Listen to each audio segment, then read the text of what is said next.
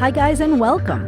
This is Gaita Siciliano, artist, memoir writer, bipolar psychiatric survivor, and your host of Not As Crazy As You Think podcast, the place that offers an alternative perspective on mental illness, highlighting creativity, non-conventional healing, and breaking on through to the other side. If you are ready for a new narrative on the mental realm that celebrates crazy and cool without penalty, then Not As Crazy As You Think is for you. I'm your host, Gaita Siciliano, and today we are very lucky to have Lyn Liao Butler, author of The Tiger Mom's Tale. And this is a very exciting thing because I happen to know Lyn. I think we gravitated to Lake Lincoln for the same reasons, Lyn, to find a small slice of heaven so we can squirrel away in nature and write books. Exactly. And so I already pre-ordered your book, and others can too. If you go to Lyn's website at lynliaobutler.com, it's Lynliao Butler.com. And you can purchase her book on Amazon, Barnes & Noble, IndieBound, Books A Million, Target, Apple, and Kobo. So let's just start. You were born in Taiwan, and you moved to the States when you were 7. Where did you grow up? Like all over the United States. I think we landed in California first because my mom had sisters and brothers that were living there at the time. So we started there, and then we went to, I think, Georgia, and then Illinois, and then Pennsylvania, and somehow landed in New York. Wow. Because we were just kind of like living with my mom's siblings when we first came here.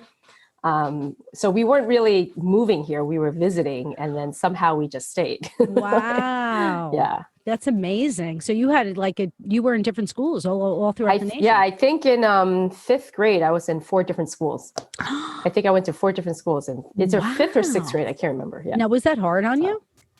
I don't think so, because I was kind of like an easygoing kid. I was just like, it didn't really faze me. I was just like, made new friends wherever I went. So it didn't really, now thinking back, probably it should have fazed me. But we were fine. We were like, we were always surrounded by cousins and aunts and uncles.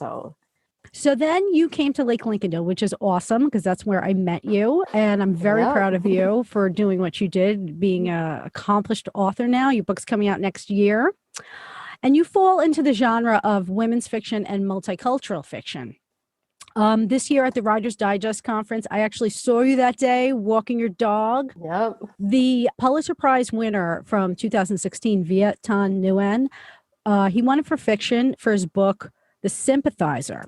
And he had said that growing up as a Vietnamese American, he felt none of the stories that were out there in the world were about me or people like me. And when they were about people like me, we had nothing to say.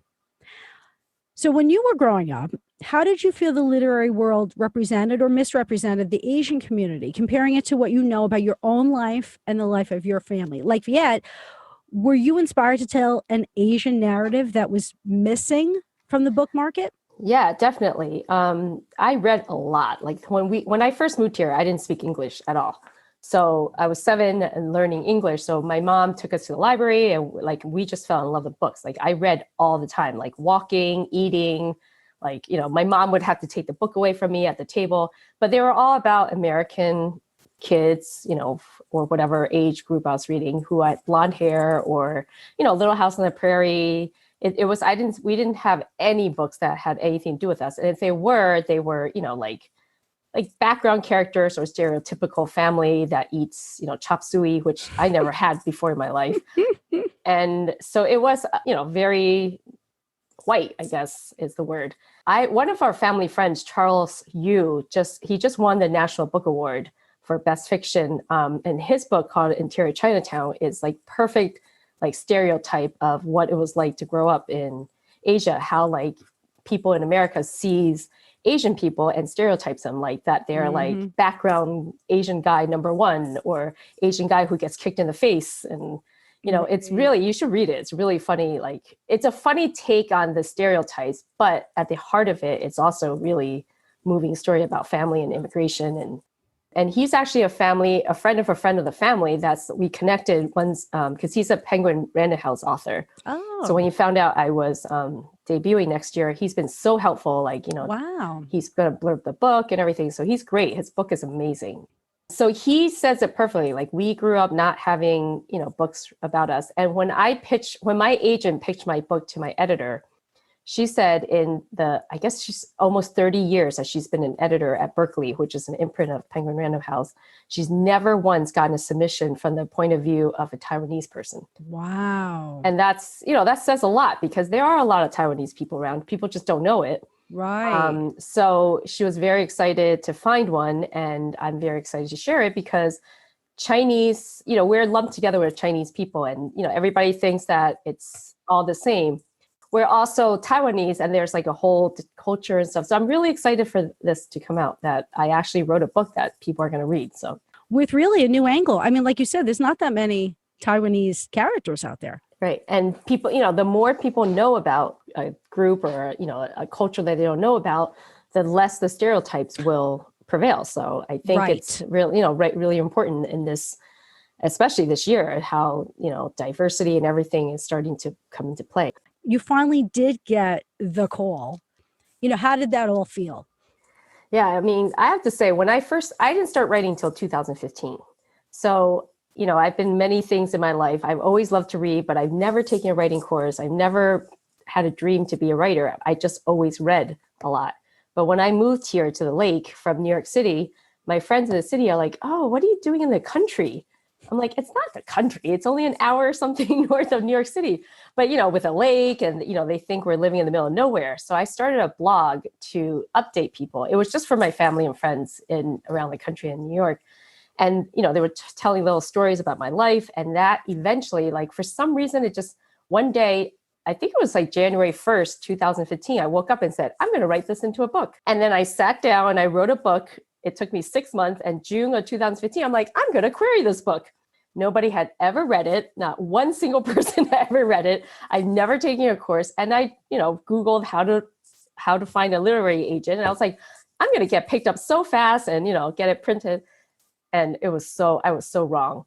So I sent out this query letter that was like cringeworthy. I think I said something like, I hope it makes you sweat, or, I hope it makes your heart pound, and, all this like crazy things. And I actually got 5 requests from that, which is kind of, now that I think about it, the manuscript I sent them was it was so much telling, so much like all the things they tell you not to do. Yeah. And then I realized that that's not how you write a book. You need, critique partners, you need beta readers, you need people to help you, and you need to grow. So I started, researching online. I joined 2 critique groups, one in New York City, one up here in the Hudson Valley. I finally got on Twitter, which I resist. I didn't know what a twit. I thought they were called twits. I was like, why do we twit? What's the point of this?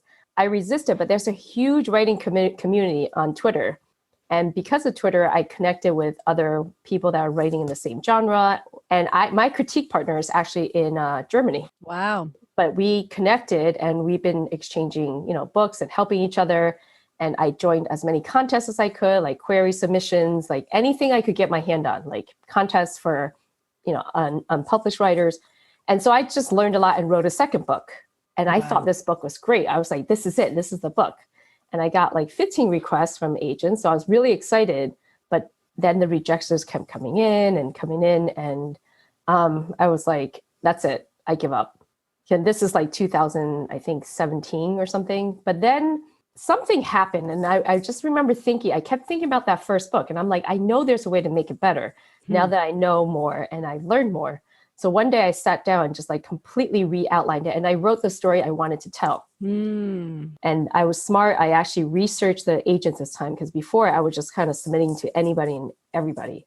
I looked at their request rate. I also looked at what they've sold and if it's to imprints that I wanted. And my dream imprint was Berkeley. Really? So that company has sold a lot to Berkeley. So I knew I wanted to be with Bookend. So January of 2019, I was at the vet with my dog, Pinot, the one that just passed away. I was holding her in my hands, and I get this email saying, I would like a phone call with you. And I literally almost dropped Pinot. I was like, this is it. So I emailed her back. We set a time for a Friday for the call.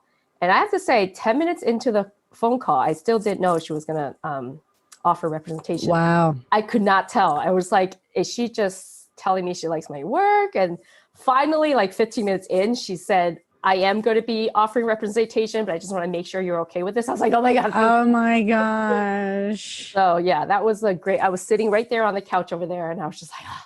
Oh my God. So did she end up being everything that you needed Oh, for she is a good my agent? absolute perfect agent. Oh, it's amazing because I can't believe that you just I mean, listen, it's 2020, but you've only been writing for Right. 5 years, 5 years, but right. what it really says is that anybody can be whatever they want. It's just a matter of like when the calling comes and the work is required.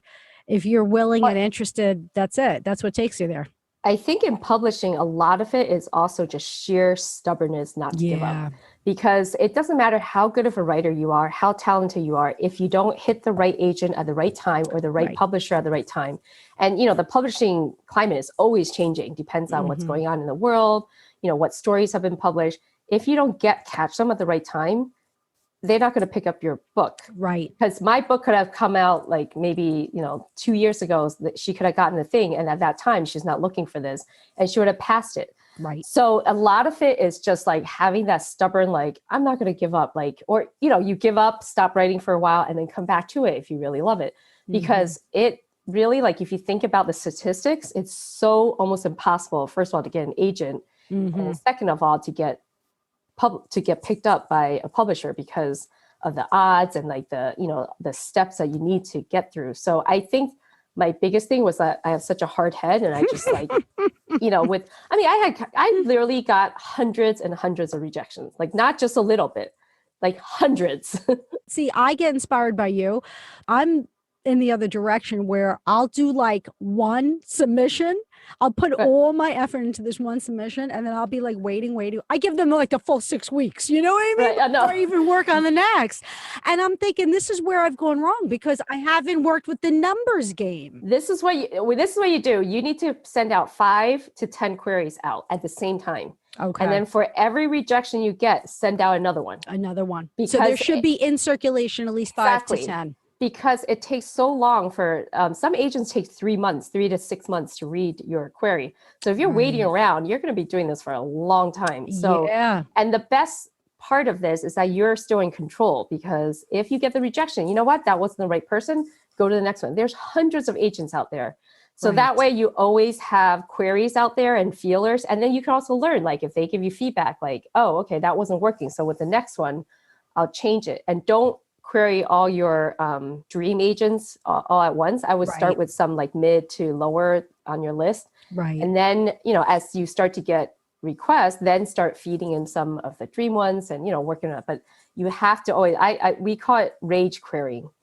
Like when somebody says, every time she gets a rejection, she'll just rage query like 5 to 10 other agents, be like, so what? You can reject me. I'll find my, agent. So I mean, listen, everyone goes through this, but there's that sense of you take it so personally as a writer. You get your confidence moving and the momentum takes you. And then all of a sudden you have either a rejection or, you come up against an obstacle and it's enough to have you just shut down. Right. I did it many times. Like, I can't tell you how many times, like when a dream agent, I would get that rejection. I was like, oh, that's it. I'm done. I'm not doing this anymore.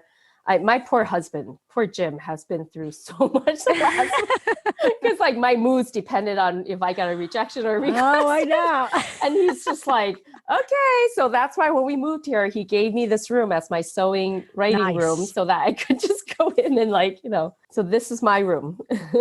Good things to know and to be reminded of for all people who want to become an author. And you've always helped me stay there. And I really feel lucky to know someone like you. First of all, you're a wonderful person, but also you have achieved something that's so difficult to achieve. And you're so encouraging to other people who have that dream still. And I think that's really important for many people because whether the odds are there in your favor or not, it's really true. It's what you stick with. It's the perseverance. So many people are not necessarily the best in their fields, but they stuck at it, Right. Exactly. The reason why I want to give pass this forward is because when I was in the trenches and discouraged, it's the authors that were ahead of me, that the published authors, they're the ones that gave me the encouragement, the feedback, the I'm here if you need, anything I can do to support you. They're the ones that got me to where I am now. So that's why I'm trying to pay it forward, because without those people, I don't think I would be sitting here right now. So That's awesome. yeah. Well, again, congratulations, because I Thank know really it's a wonderful achievement. It really is. I know the day that it happens for me, I'm going to forget about it. I'll Yeah. for myself. I hope I don't do anything bad, but I mean, I want to do good things, but I'll be Right. so excited. Exactly. So let's get into how you dip into your own creativity. Okay. I know you have done many, many things when it comes to being creative. I know that you have been a concert pianist, a professional ballet and modern dancer, all these different things. Tell me, are there any particular tools that you use when you're trying to get into the creative state? And, do you pull from all these other creative, areas that you have? Definitely. I mean, all my ideas come from life. So my second book, the first line of my second book says, she was on the phone with her husband when he died. And that came from, my husband's a FDNY fireman. He came home one day and told me how they were on a call in Queens, and this woman was on the phone with her husband, and she gets run over by like a Pepsi truck or something and decapitated. I mean, it was really gory, but like she was on the phone with her husband. So her husband heard it all happen. And I was like, can you imagine like being on the phone with your husband and you heard them die? And that inspired the opening scene for my second book. So everything in my life, there's a saying that says, be careful of being friends with a writer. You never know if you're going to end up in one of their stories. Because everything in my book is like taken from, life. And so I'm not one of those people, I don't get writer's block because I don't sit down to write unless I know what I want to write. Wow. So a lot of people think that to be a writer, you have to sit down and get so many number of words in at a time. And that if you don't write anything, then, you have writer's block and you're stuck. I do so much other stuff. Like, as you know, I'm a yoga fitness instructor. I sew purses. While I'm teaching, while I'm sewing, I'm always thinking about the story and how I can manipulate it and to get to know the characters better. Like I live inside their head. Like I become them. So, and that's why I say I talk to imaginary people, because I am talking to them and trying to figure out their personalities, what they do for a job. And so while I'm doing life, homeschooling my child, like that craziness, it's all, I call it like percolating in my brain. So that I work out scenes in my head so that when I do have the time to sit down, the words just come out because I've already thought about them so much that I can get something down. Because if I just sit down every day and try to write, I probably would be staring at the lake, staring outside, playing with my dog. So I don't make myself write. There are days there are weeks go by, I don't write a single word, but I'm thinking about it. It's always there. I'll take notes and be like, oh, that's a great idea. I'll be in the bathtub and like, oh my God, I know how to fix this now. And I'll jump out and, make a note. So that's how I avoid writer's block. And that's where I get, and everything I see in life, like I was at a wedding and this woman gets up and she's dancing with this other woman. I was like, they're so cute. And I find out that it was the best man's mother who had, after 30 years of marriage, had come out of the closet all of a sudden. Well, she didn't know she was gay or bisexual. And she divorced the father and moved and married and moved in with this woman. And it was the first time that the family was really getting to know her. And the whole family dynamic was so interesting to me that I borrowed their story and used it in the Tiger Mom's tale. So this happens to my MC, my main character. So it's like, you never know what's going to end up in a book. So the book, the main book that's coming out next year, and it's coming out July 6, 2021. As you said, you have a major traditional player. And the tagline is, when an American woman inherits the wealth of her Taiwanese family, she travels to confront them about their betrayals of the past. It's really interesting because I want to bring this up again. The main character is Lexa Thomas. She grew up in a family of blondes, but she never felt white enough or Asian enough. Now, I get generally what that means, but what does it mean for someone who is dealing with it in a much more personal way? So she is actually half white and half Taiwanese. And so her mother, before she got married to her stepfather, had an affair with a Taiwanese man. So Lexa is half Taiwanese, but her mom is blonde. And then her mom marries a blonde man who becomes her stepfather. And they have daughter, the two of them, who is also blonde. So she grew up in her American family, who the entire family is blonde. She's the only black-haired Asian person. And her father, her birth father, is in Taiwan. So the reason why I did that was because even though I'm 100% Taiwanese, having been born over there and then growing up here, I always felt split in two. Like there's a Taiwanese me and then the American me. And I never knew which one was the real me. Like I didn't really belong, because when we go back to Taiwan, they're like, oh, there's the American cousins. And then in America, everybody's like, oh, you're so Asian, you're not American, you're whatever. So I've always felt that divide of not being white enough and not being Asian enough. And so I was like, what would it be like to be a woman who looks Asian on the outside, but is American on the inside, or brought up American? And that's where Alexa came from. Wow. So, and I don't know much about that second book. Now, what's the title of that, and what's that about? Right now, the working title is Red Thread of Secrets. And it's actually based on Jim and my adoption of Lay Kim. So it's based on our international adoption of our son. The story, of course, is not our story. I mean, the husband dies in the first chapter, and and then she still has to go to China and adopt a child by herself. And then it's not our story at all, but it was inspired by the adoption process. And so it's about found family, again, somebody searching for their identity or their family, and how family is, it's not just a nuclear, like a mom, dad, kid, that you can have a family even if you're not related and didn't give birth to. Right. So, yeah.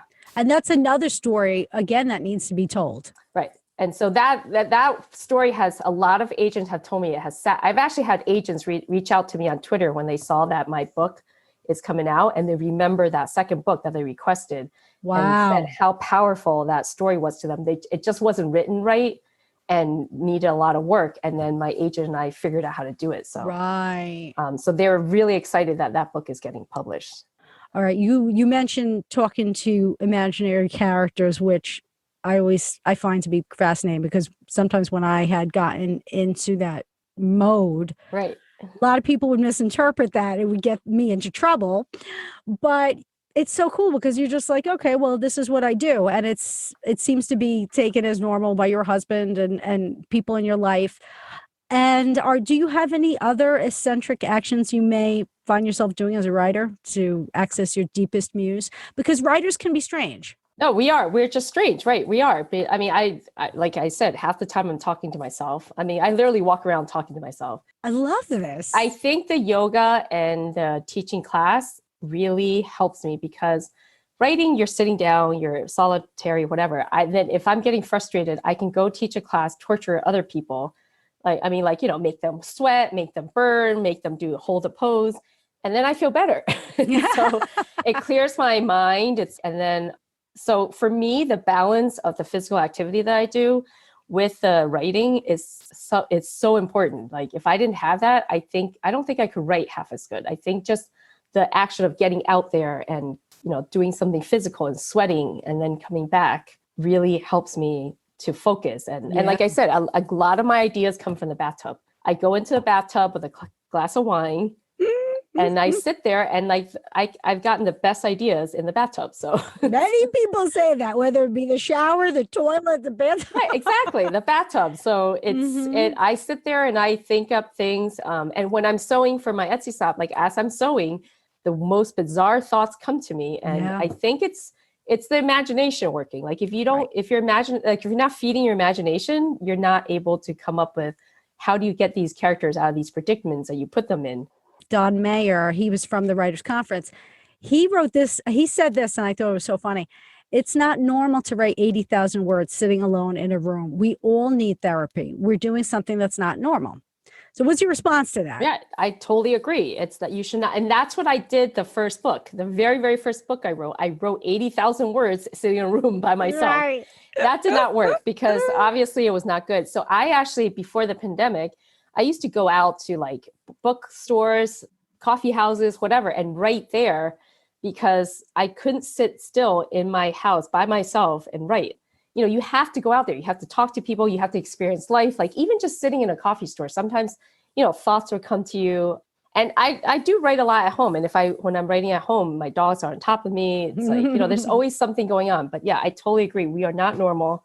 And you can't make yourself, you're not going to write a good book if you do it all by yourself. Yeah. In a cave. Right. You need to be out there, whether it's interacting on Twitter with other writers or finding a critique group or talk. Like the critique group, I didn't tell anybody else writing. I don't think I told anybody until, I think I told you, but you were one of the few because we were talking about it.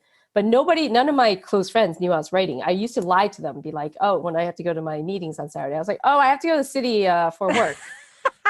And so, like I was lying. I was like, that was my thing. Like I thought it was my shameful secret. Like I was having an affair, except it was an affair with my computer. Yeah, yeah. My husband knew, just because if I didn't tell him, he'd be like, what the hell are you doing? You need to tell the people you live with. Absolutely. Right. So that, I think my husband and my mom and dad, and that was it. I, as a nonfiction writer, and I tend to lean inside my imagination a lot in my writing. Right. So it's almost like I come up with these worlds inside my mind.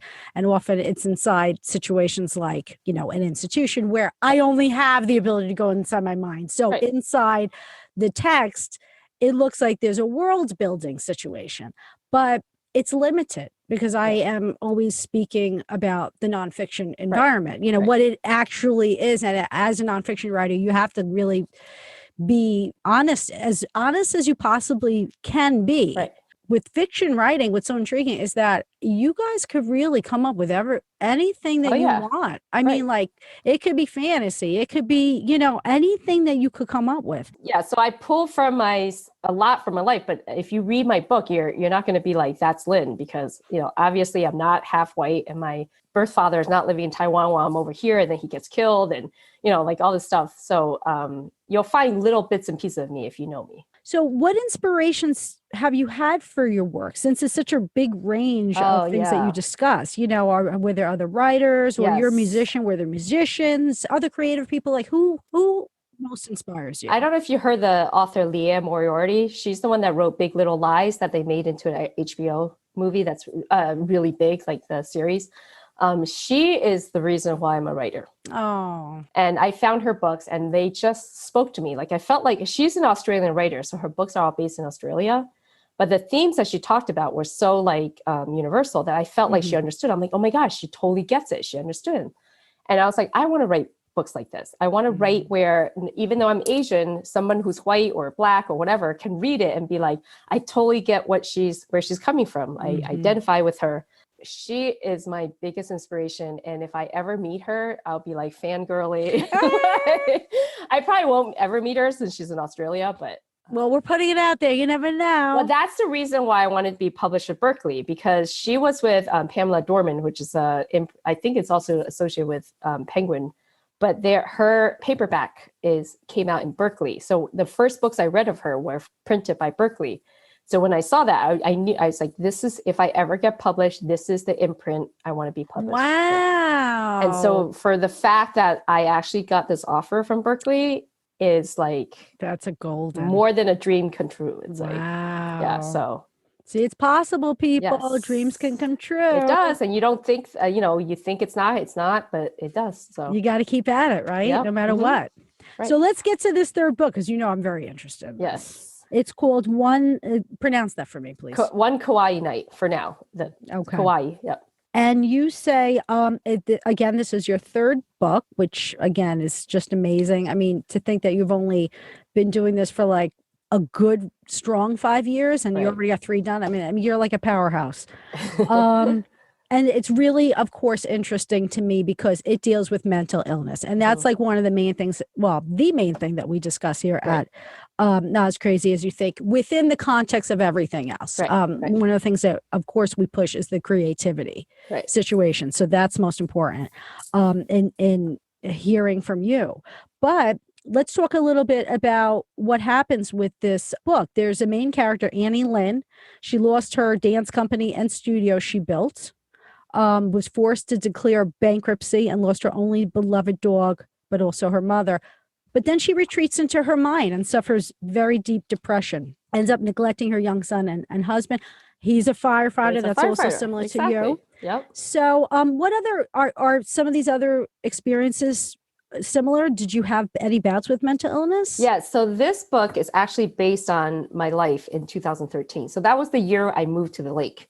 We moved, I think, December of 2012, and then 2013 was like the worst year of my life. Like I literally, I got pregnant that year. I was pregnant 3 times that year. And I have 3 miscarriages, but 2 of them ended up with like blood clots, like the size of a grapefruit. And then they had to go in and do surgery, and then it caused scarring, and then I had to have surgery.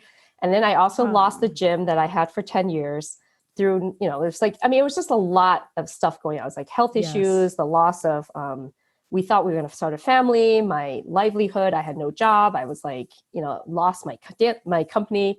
So it's based, so this is probably the most personal that all this happened. So I didn't lose my dog. I didn't lose my mother or whatever, but I was just using that as a thing because, even people who think they don't have mental problems or mental issues do. Like when something happens, the way we deal with it is, tells a lot about. So I was very depressed. I was very like, I was on the verge. I was, I think suicidal in thought, not in action. Like I would never do anything, but in thought, I was like, I would stare at the lake. I wish I was disappear. Like I was like, they don't need me. I don't need to be here. So it was a very dark time. And I come from, a Taiwanese family where mental illness is not talked about. Like I found out only as an adult that I had some cousins over in Taiwan who try to commit suicide and were deeply depressed and, aunts, uncles, whatever, but they hide it. They don't talk about it. It's like, oh, she was just not doing well or at school or something. Even in here in the United States, I have cousins who have, like we all have something, but like the family tries, like, it's like a shameful secret. So, but they were like, don't tell them that we told you. I'm like, why? It should be addressed. Like somebody needs to help, whatever. And it's like, no, don't tell your aunt that I told you, or, nobody's supposed to know about this. And to me, I was like, well, if you don't talk about it, it's not going to get better. You can't hide it. And so in this book, she suffers for 4 years, and we open with her they moved to Hawaii to start over. And I think I said like, what happens if mental illness is not treated? I think that's the wrong word. I think I should have said acknowledged, because her father does acknowledge it. But he thinks you can heal everything with herbal supplements and Eastern medicine. Like he's like, no, your chi is bad. Your life spirit, whatever, is not right. And he wants to fix it with herbs and acupuncture and Tai Chi and Qigong and all this stuff, where she's being told that, no, if you go talk to a psychiatrist, you're crazy. You don't need to talk to a therapist. It's all in your mind. You just need to buck up, get stronger. Right. You don't need to talk to anybody. If you talk to anybody, you're weak, you're not strong. And so she resists, over and over again. But then she meets this woman who does have a real mental illness problem. And she's also does not get help. And then she sees what happens as this woman's life unravels right in front of her. And she realizes that it's okay to acknowledge it. And so it's a very deep, dark storyline, but it's also told with a lot of humor and so it's not like a depressing story. Well, I embrace anything that has this conversation because, one of the things that we push here at Not As Crazy As You Think is that much of the mental distress that most people have usually comes from something outside of themselves. And one of the reasons why there is a lot of stigma, and just recently it's lifted only a little bit in America. I mean, I've been under stigma since I was 22. So, but it's been so severe over the course of my life, because as you say, people say, well, it's either, they're the ones with mental illness or I'm fine. And that's where the problem is, because nobody wants to discuss it. But since COVID, it looks like mental distress is more normal than not all of a sudden, and as you say, these things are common in the Asian community, but Americans just generally across the board, they're just recently coming forward and talking about it. And the thing is, if there was no shame, people would talk about it a lot more. And that's what I think is interesting. Because of COVID, there is a lot less shame, because we can all point to something very specifically environmental, and say we are all affected by this. Let's stop. We don't have to shame each other.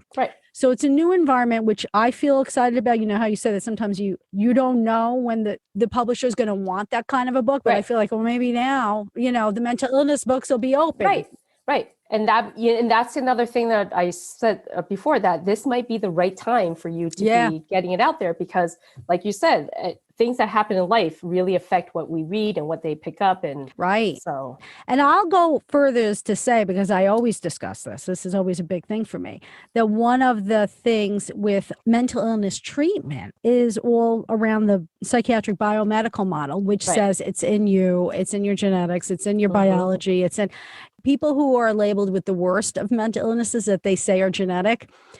There was never any kind of test given to me about my genes, and I've been told this for 2.5 decades. So it's very interesting because, we all and families have predispositions. Right. Those are the things that are inherited. Right. You know what I mean? Like, how do you and your family deal with this kind of thing? Usually has to do with characteristics inside, culture, or, inside mannerisms inside families. Like, how do you rise above things, or do you have trouble? I know in my family, there's a lot of drug addiction when stuff happens. Right. That's how they deal with it. Some people some families deal with eating disorders, some deal with, whatever it is. So I think that there's that sense of, let's find out where our families, have a little weakness, but we can get to it in terms of healing. Right. The truth of it is there has to be a balance. Right. And that's what I hope to do with, these conversations on this podcast, because if you're struggling, going to a therapist is the right thing. It's the solution. It's there for us. And I always end up saying, well, you don't need a psychiatrist because they're the ones who give you meds. But listen, to our listeners, if you need meds, you need meds for a little while. I'm just the proactive, get off the meds if you can. Right. Well, if you can find another way to deal with it. Right. Absolutely. Yeah. And that's why I think my life and now is so much more balanced, mentally, physically, emotionally, because I was not in this place like 5 years ago. Right. I finally figured out a really nice balance between like working out, teaching, because if I didn't teach, I don't know if I would get off my butt and work out. So that is really clears ahead. The whole sewing for me is like meditation. So I can't meditate because I'm too hyper, but sewing for me is like meditation. Like it's just like mindless work where I can, just let myself go and be me and just do it. And then the whole writing is also therapy for me, because I get out things that, like with this third book, all those bad things that happened to me in 2013, I'm pouring it all out right now into this book. It's not my story that I'm writing, really. It's just based on what happened, but I can now make it however I want to happen. Yes. Listen, I've been writing my whole life, but always memoir style writing. Or creative nonfiction, right? Yeah. Right. Creative nonfiction. Right. So, it's very interesting, but I don't know, maybe I might have to go into this fiction writing. I think you should, because it's really good therapy, because you get this stuff out, all that crazy thoughts that you have, you can give them to your characters. They can kill people off. Like I kill people, like somebody gets mad, they're going to bash somebody. And there's like scenes where I'm like, men treat me like some sort of subservient Asian, like they're like, oh, she's Asian, so she must be so, and like I have them throwing wine in their face and like kung fu kick them down. Oh, I love it. So yeah, you should try it. It's really good therapy. I really think this writing has helped me so much. It's really finding a balance. Right. It really is. You need to find your own balance, because for some people, maybe they need more of one thing or less of one thing, whatever. For me, it's the physical, mental, and, emotional, like all that stuff. If I don't get it in, whatever. And there are days where I will sink back into that, that depressive where like, I don't want to be here anymore. I just want to disappear. That was the mantra I used to say. I just want to disappear, and that's not really healthy. But I finally got myself out of it, and I realized that it's really finding your own balance, and each person is different. It's just a matter of finding things that make you feel better and make you, you have to do something physical. You have to do something cleansing, whether it's, for me, it's sewing. Like that was the meditative, so I have an Etsy store, but I don't do it for the money. I do it for the creative, mindless work, which calms me down at the end. It's like I sew every night before bed. Because for me, that's how I come off the stress of whatever happened that day. You are an example of someone who could come out of a very bad situation and looking at a difficult disappointment and, rising above it. And I think that gives everyone hope. That's why I want to write this book, because I feel like it's important to even though I think my tagline for that book is someone else's life always looks better from the outside. Mm-hmm. Because people can think that you look fine and everything's fine, but really you're, suffering inside and you're beating yourself up over something. And that's what my main character is going through. And for her, it takes this big thing, for her to realize that she doesn't need to suffer alone. But hopefully we don't need that big crazy thing to happen. So. Right. And isn't that really is the advice? Because, if we learn how to accept these things as they come along and not self-shame, right. and start seeing it as, oh my gosh, we could all just be so much more compassionate towards each other. And these things can be a little bit more easier to get through. Yeah. How does one get your book most easily right now? Because I know it's on pre-orders. Yeah. I mean, if you just Google the Tiger Mom's Tale, it'll pop up, show up. Tiger Mom's Tale. Yep. Okay, perfect. Thank you so much for having me. Gosh, thank you, Lyn. You're the best. Thanks for listening to Not As Crazy As You Think, and don't forget to subscribe to my YouTube channel. And remember, mental health is attainable for anyone, especially those labeled with mental illness. Until next time, peace out.